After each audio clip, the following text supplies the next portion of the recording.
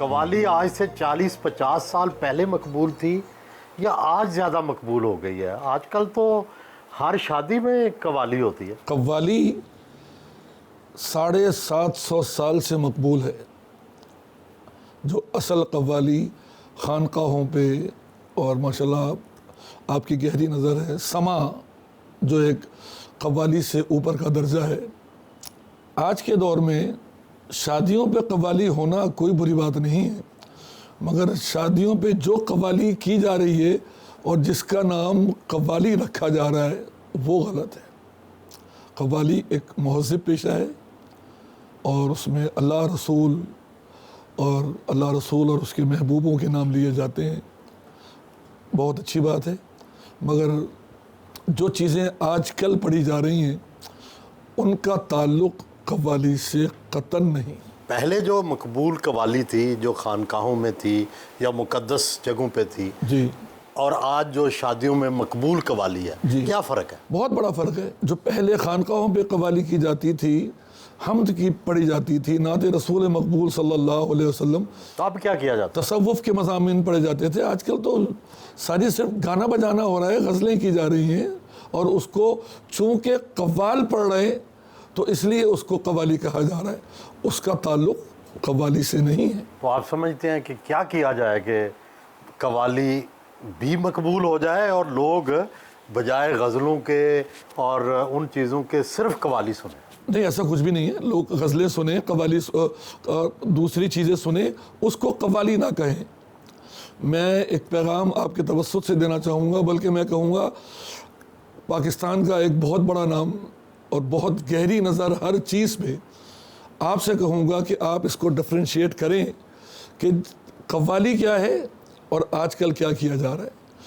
تو قوالی کو قوالی کی طرح سنیں، اور ہلا گلا کرنا ہے تو چاہے وہ قوال کرے، چونکہ آج کل تو قوالی اتنی مقبول ہو گئی ہے، ہر شخص چاہے وہ غزل سنگر ہو، چاہے وہ کلاسیکل سنگر ہو، چاہے وہ ستار بجانے والے ہو، سب جو ہے قوالی میں لگے ہوئے ہیں، تو ہمیں کوئی اعتراض نہیں ہے۔ نہیں تو کیسے پہچانے کہ یہ اصل قوالی ہے اور یہ نقل قوالی ہے؟ سر کوئی کر کے دکھائیں نا ہمیں اصل قوالی کیا ہے۔ دیکھیں، اصل قوالی تو بہت ساری چیزیں ہیں۔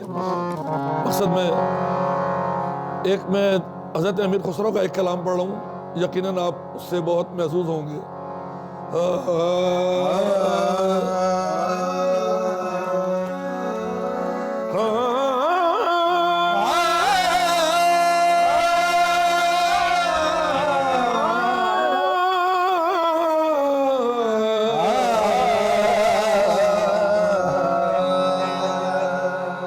پہلی مرتبہ حضرت امیر خسرو 9 سال کی عمر میں حضرت نظام الدین اولیاء کے دربار پہنچے تو انہوں نے بہار سے ایک شعر لکھ کے بھیجا حضرت نظام الدین اولیاء کو۔ کہنے لگے، تو آشاں کے بر،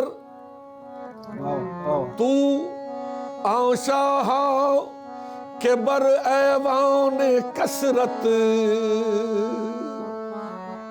تو آشاں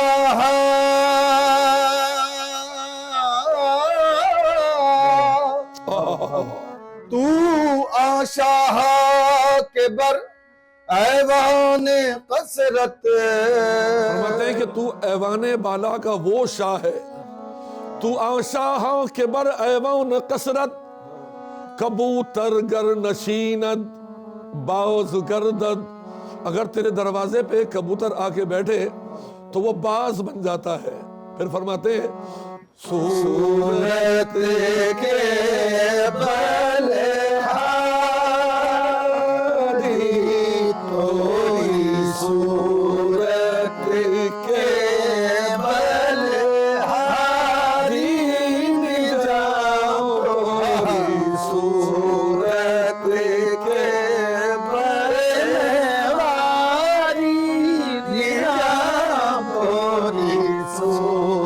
یہ ہے وہ خسروی قوالی جو سینہ بسینہ کم و بیش 750 سال سے آج تک چلی آ رہی ہے۔ اور اب جو قوالی ہے اس میں کیا ایڈ ہو گیا؟ مقبول عام گانے، غزلیں اور ان کا مکسچر ہو گیا. مقبول عام چیز ہونا کوئی ایسی بات نہیں ہے. ہمارے کوک اسٹوڈیو کے کچھ کلام ہیں, شاید آپ نے دیکھے ہو, بابا بلے شاہ رحمۃ اللہ علیہ کا. لوگ آپ کہتے ہیں خالص کلام ہونا چاہیے, اس میں کوئی مکسچر نہیں ہونا. وہ قوالی ہے جو خالص کلام ہو, جس سے لوگوں کو اچھا میسج جائے, اچھا پیغام جائے, روح کو تسکین ہو, روح موت آپ پر. یہ بتائیں کہ سب سے اچھے سننے والے قوالی کے جی سامعین کہاں پہ ہیں؟ ایک بات میں آپ سے, آپ کو سب کچھ پتہ تو ہے, تعلق ہمارا حضرت نظام الدین اولی حضرت امیر خسرو سے ہے, اور 750 سال سے اس فن کی خدمت ہمارا خاندان کر رہا ہے. آج بھی اگر اچھے سننے والے ہیں تو پھر پڑوسی ملک میں ہی ملیں گے. آپ نے وہاں پرفارم کیا سینکڑوں دفعہ. اور وہاں کس طرح آپ کو لگتا ہے کہ وہ ہم سے اچھے سامعین ہیں پاکستانیوں وہ سے؟ میوزک سمجھتے ہیں, وہ چونکہ ان کا تعلق مسلمان نہیں ہے وہ, مگر ان کا تعلق روحانیت سے ہے, جو وہاں پر لوگوں کے پاس وہ خانقاہوں پہ جاتے ہیں, درباروں میں جاتے ہیں, تو ان کے پاس روحانیت ہے. ایسا نہیں ہے کہ یہاں نہیں ہے, مگر آپ نے کہا کہ سب میں اچھی, تو وہاں پر اچھے سامعین ہیں. وہ میوزک بھی سمجھتے ہیں, روحانیت بھی سمجھتے ہیں, بالکل. پیسے بھی زیادہ دیتے ہیں. جی پیسے بھی زیادہ دیتے ہیں. سب سے زیادہ پیسے کہاں سے ملے آج تک نذرانہ؟ پاکستان میں بھی ملا ہے, امریکہ میں بھی ملا ہے, اور سب سے زیادہ کتنے ملے؟ بہت سارے ملے. کتنے کروڑ؟ 50 لاکھ 60-70 لاکھ؟ ہاں ملے ہوں گے اتنے. اگر اس کو کروڑ ملے؟ اگر اس کو آپ پاک روپے میں ڈیوائڈ کریں گے تو ملے ہوں گے. کروڑ؟ ہاں ملے ہوں گے.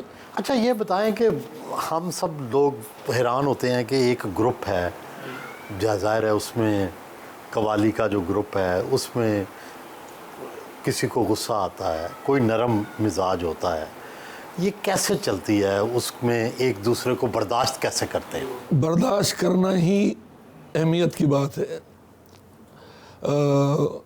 یہ گروپ کم و بیش 50 سال سے میں اور فرید بھائی ساتھ ہیں. 1976 میں فرید بھائی نے گروپ بنایا تھا, میں اس وقت بھی گروپ کا حصہ تھا, ٹوٹا پھوٹا, آج بھی ٹوٹا پھوٹا ہوں, مگر جب سے لے کے آج تک تو کمبینیشن کے لیے 50 سال بہت ہوتے ہیں. اور بھائی ہیں میرے بڑے, استاد کا درجہ بھی رکھتے ہیں.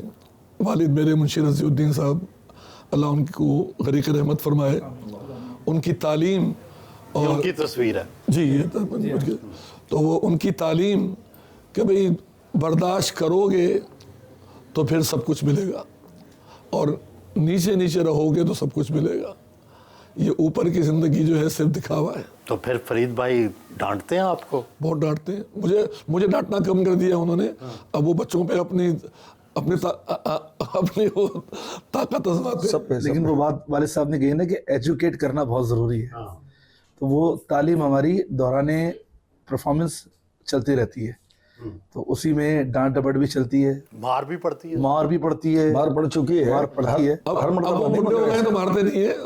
اچھا کتنی مار پاڑ؟ نہیں مجھے پڑ چکی ہے 1-2 مرتبہ جب میں طبلہ پلے کرتا تھا. نہیں کتنی, بہت زیادہ نہیں, وہ بھی تعلیم کے لیے. پبلکلی بھی کبھی ڈانٹ دیتے ہیں؟ جی بہت. پبلک کو بھی ایسے وہ مزاج پتہ ہے پبلک کو کہ والد صاحب کا مزاج شفقت والا ہے, اور ان کا مزاج جس وقت اصل قوالی چل رہی ہوتی نا, اصل قوالی اور محفل سما, تو اس وقت والد صاحب یہ چاہتے ہیں کہ نہ تو محفل کے دوران محفل کوئی سگریٹ پیے, نہ کوئی آپس میں بات, کیونکہ ساری توجہ قوال سامعین کو تو سنانے کے لیے آئے ہیں.